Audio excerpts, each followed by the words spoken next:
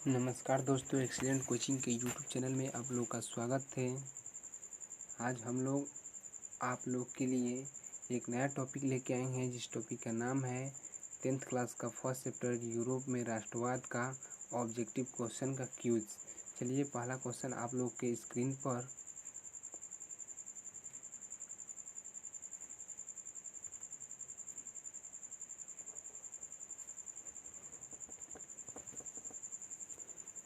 Italy एवं Germany वर्तमान में किस महादेश के अंतर्गत आते हैं।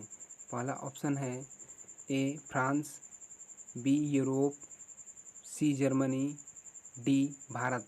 जल्द से जल्द आप उत्तर दीजिए। इसका पहला है France, B Europe, C Germany, D Bharat. चलिए इसका ऑप्शन आंसर देखते हैं। इसका आंसर यूरोप, इसका आंसर यूरोप होगा। इटली एवं जर्मनी वर्तमान में किस महादेश के अंतर्गत आते हैं, तो यूरोप महादेश के अंतर्गत आते हैं। अगले क्वेश्चन की ओर चलते हैं। फ्रांस में किस वंश की स्थापना वियना कांग्रेस के द्वारा की गई थी। फ्रांस में किस वंश की स्थापना वियना कांग्रेस के द्वारा की गई थी। तो पहला ऑप्शन है आप लोग के बीच मुगल वंश, बी सैयद वंश, सी बुर्बो वंश, डी इनमें से कोई नहीं। तो क्या होगा, इसका आंसर देखते हैं। आंसर दीजिए आप जल्द से जल्द, और आप कमेंट में ज़रूर लिखें कि आप कितना सवाल को अटेंड कर पाएँ। चलिए इसका आंसर देखते हैं। सी बुर्बो वंश। ऑप्शन क्या होगा, सी बुर्बो वंश। चलिए अगले क्वेश्चन की ओर चलते हैं। मेजनी का संबंध किस संगठन से था। मेजनी का संबंध किस संगठन से था। इसका ऑप्शन देखते हैं। ए आर्मी, बी राजनीतिक, सी कार्बोनरी, डी सभी। जल्द से जल्द आप इसका आंसर दीजिए। क्या होगा, ए आर्मी, बी राजनीतिक, सी कार्बोनरी, डी सभी। चलिए इसका आंसर देखते हैं। कार्बोनरी। क्या होगा, कार्बोनरी। मेजनी के संबंध किस संगठन से था, कार्बोनरी से था। Option C. अगले क्वेश्चन की ओर चलते हैं। काउंट काबूर को विक्टर एमेनुअल ने किस पद पर नियुक्त किया था। काउंट काबूर को विक्टर एमेनुअल ने किस पद पर नियुक्त किया था। चलिए ऑप्शन देखते हैं। पहला ए प्रधानमंत्री, बी राष्ट्रपति, सी मुख्यमंत्री, डी मुखिया। जल्द से जल्द आप उत्तर दीजिए इसका, और कमेंट में जरूर लिखें कि आप कितने साल को अटेंड कर पाएँ। जल्द से जल्द उत्तर दीजिए। चलिए देखते हैं इसका आंसर। तो प्रधानमंत्री के पद पर नियुक्त किया गया था। प्रधानमंत्री के पद पर नियुक्त किया था। Answer A, answer A. चलिए अगले क्वेश्चन की ओर चलते हैं। गैरीबाल्डी पेशे से क्या था। गैरीबाल्डी पेशे से क्या था। गैरीबाल्डी पेशे से क्या था। तो ऑप्शन ए नेता, बी चालक, सी मजदूर, डी नाविक। ऑप्शन दीजिए, ऑप्शन का आंसर दीजिए जल्दी। क्वेश्चन का आंसर दीजिए, क्वेश्चन का आंसर जल्द से जल्द दीजिए। कौन सा होगा। चलिए आइए इसका आंसर देखते हैं। आंसर डी नाविक। क्या था, नाविक था। क्या था, नाविक था। गैरीबाल्डी पेशे से क्या था, नाविक था। अगले क्वेश्चन की ओर चलते हैं। जर्मन राइन राज्य का निर्माण किसने किया था। जर्मन राइन राज्य का निर्माण किसने किया था। Option A Napoleon Bonaparte, B Victor Emmanuel, C Count Cavour, और D Karl Marx. D Karl Marx. जल्द से जल्द आप इसका उत्तर दीजिए। चलिए इसका उत्तर देखते हैं।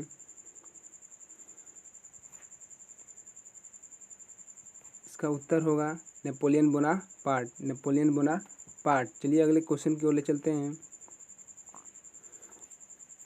जालवेरिन क्या थी। जालवेरिन क्या थी। चलिए ऑप्शन देते हैं इसका। ए मजदूरों की संस्था, बी नेताओं की संस्था, सी व्यापारियों की संस्था, डी डॉक्टरों की संस्था। जल्दी से जल्द उत्तर दीजिए आप लोग। तो इसका होगा व्यापारियों की संस्था। व्यापारियों की संस्था।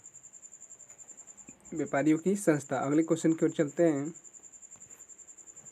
रक्त एवं लौह की नीति का अवलंबन किसने किया था। रक्त एवं लौह की नीति का अवलंबन किसने किया था। Option A Karl Marx, B Mazzini, C Bismarck, D Napoleon Bonaparte.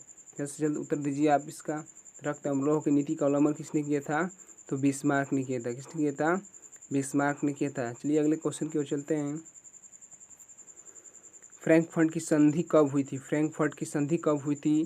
चलिए आपके स्क्रीन पर आंसर ए 1871 ईस्वी, बी 1872 ईस्वी, सी 1971 ईस्वी, डी 1972 ईस्वी।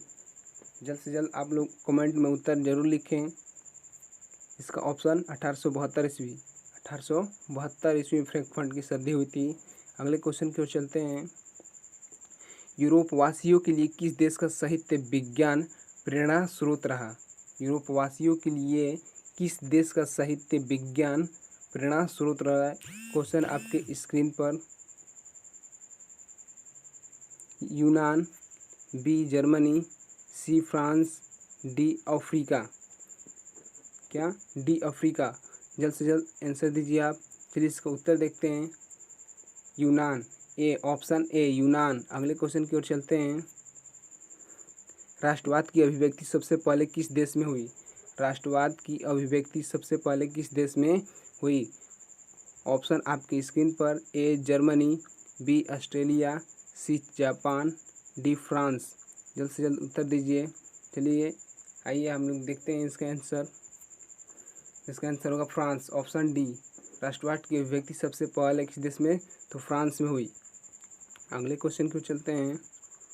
1789 की फ्रांसीसी क्रांति के समय फ्रांस में किस वंश का शासक था? फ्रांस में किस वंश का शासक था? तो ऑप्शन आपके स्क्रीन पर। ए बुर्बो वंश, बी सैयद वंश, डी तुगलक वंश, डी शाही वंश। जल्द से जल्द आप लोग उत्तर दीजिए कौन सा होगा। चलिए देखते हैं। ए, ऑप्शन ए बुर्बो वंश। 1789 फ्रांसीसी क्रांति के समय बुर्बो वंश का शासक था। इसका बुर्बो वंश का शासक था। अगला क्वेश्चन आपके स्क्रीन पर।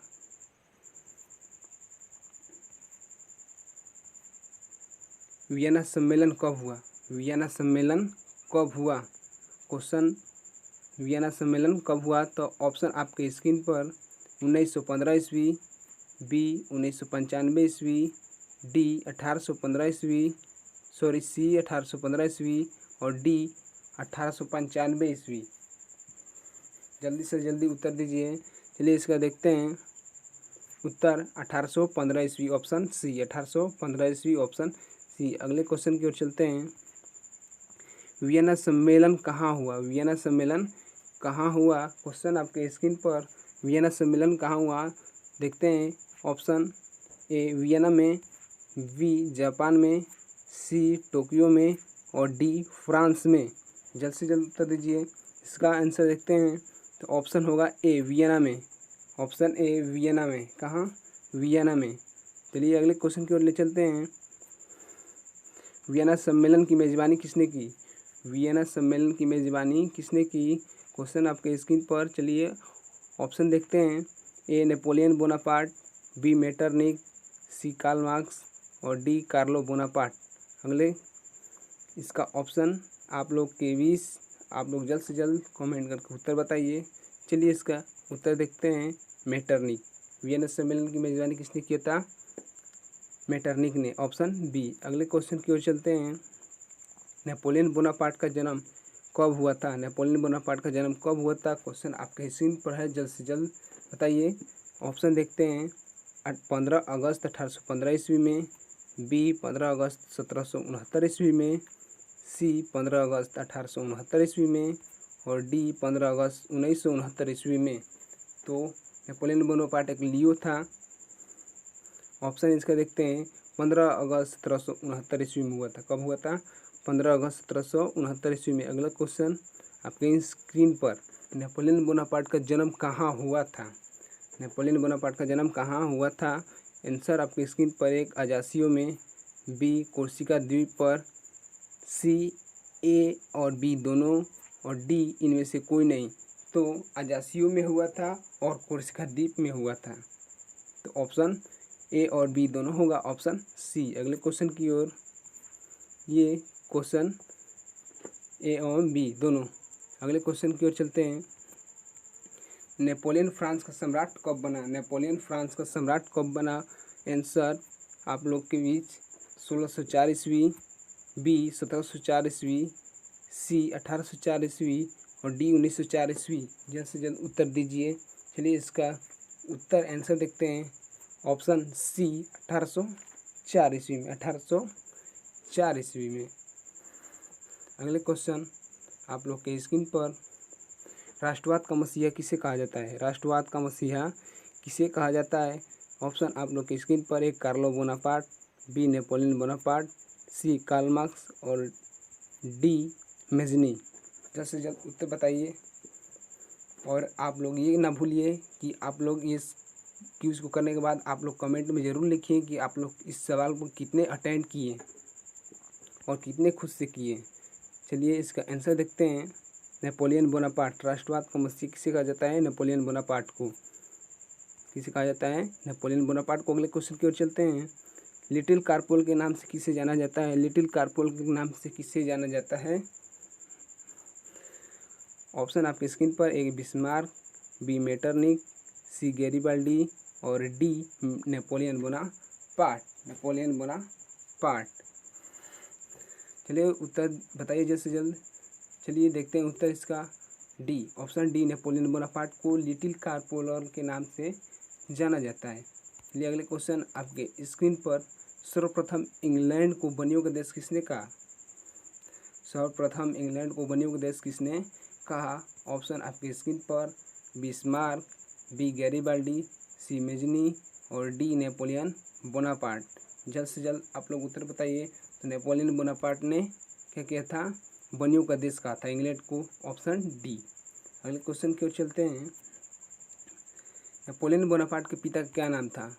A Carlo Bonaparte, B Bonaparte, C Metternich और डी इनमें से कोई नहीं।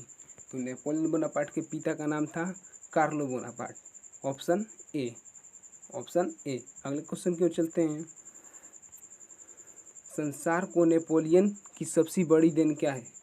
संसार को सबसे बड़ी देन नेपोलियन की क्या है? ऑप्शन आपके स्क्रीन पर, ए जहेज संहिता, बी बाइबिल, सी संहिता और डी नेपोलियन कोड। तो ऑप्शन इसका जल्द से जल्द बताइए क्या होगा? तो ऑप्शन इसका डी, नेपोलियन कोड। आंसर आपके स्क्रीन पर। अगले क्वेश्चन की ओर चलते हैं। वाटरलू का युद्ध कब हुआ? क्वेश्चन आपके स्क्रीन पर। अगले जितने भी पीछे किए आप उसको एक बार क्विक रिवीजन करा देंगे। चलिए ऑप्शन आपके स्क्रीन पर, 18 जून 1815 ईस्वी, बी 18 जून 1915 ईस्वी, सी 16 जून 1815 ईस्वी, डी 16 जून 1915 ईस्वी। चारों ऑप्शन आप लोग के स्क्रीन पर है। जल्द से जल्द इसके आंसर बताइए। चलिए आइए इसका देखते हैं।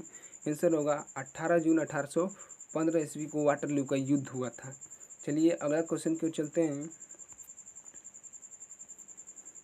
वाटरलू का युद्ध किसके बीच हुआ था? वाटरलू का युद्ध किसके बीच हुआ था?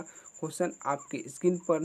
चलिए अगले क्वेश्चन, ए नेपोलियन बोनापार्ट और मित्र राष्ट्र के बीच, बी नेपोलियन बोनापार्ट और कार्लो बोनापार्ट, सी गैरिबाल्डी और मेजनी के बीच और डी मित्र राष्ट्र और ध्रुव राष्ट्र के बीच। जल्द से जल्द आप लोग चारों में से एक आंसर बताइए जल्द से जल्द। चलिए इसका आंसर देखते हैं। ए नेपोलियन बोनापार्ट और मित्र राष्ट्र के बीच में वाटरलू का युद्ध हुआ था। अगले क्वेश्चन की ओर चलते हैं। चलिए यही हमारा